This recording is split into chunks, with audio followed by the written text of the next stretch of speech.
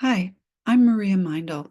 I'm a writer and Feldenkrais practitioner, and I'd like to welcome you to The Work Straight Talk on Craft and Method, a series of conversations delving into the history of wellness and performer training practices. Why? Why should we have these conversations? Well, for one thing, the topic is really fascinating. There are stories of triumph and failure, alliances, betrayals, love triangles, quadrangles, and more, not to mention a cast of characters you couldn't possibly make up. But also because we're living in a particular historical moment that echoes the past.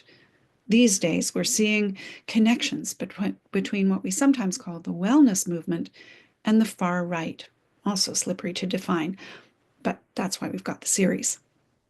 None of this is new. The connection was there in 1920s and 30s Germany, which is my area of study, but in other areas of Europe, North America, and England, and beyond. It didn't just start then. These ideas have been with us for a long time in places where you wouldn't expect to find them. There's been a move since the Second World War to purge fascism from all aspects of society, but the things people do to look after their bodies are often overlooked in these conversations.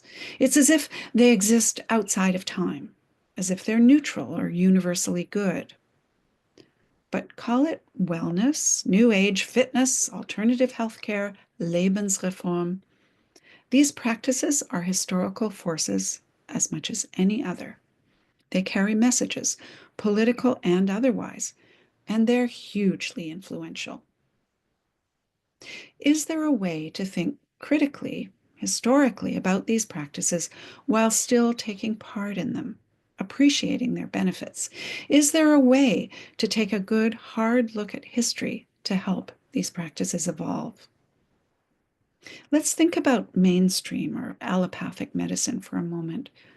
Most doctors will tell you that a key discovery took place in 1846 when Ignaz Semmelweis brought into focus the importance of hand washing for doctors.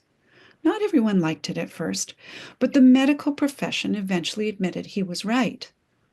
Medicine may be slow to change, but there's space to say we were wrong, now we know better.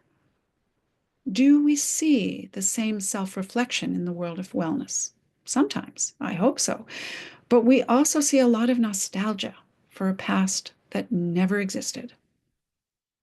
We're living in an important time right now, and we can also change the story by grappling with history honestly. That's why I started the work, and I hope you'll join me on this journey of discovery.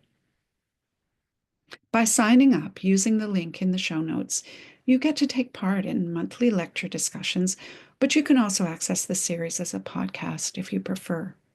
If you join, you'll be able to get the full archive of everything that's been published so far, and I'm really happy to support you in your research. There's a free membership tier that includes interviews with today's artists and practitioners, as well as blog posts, short versions of the lectures, and other treats. Please join me.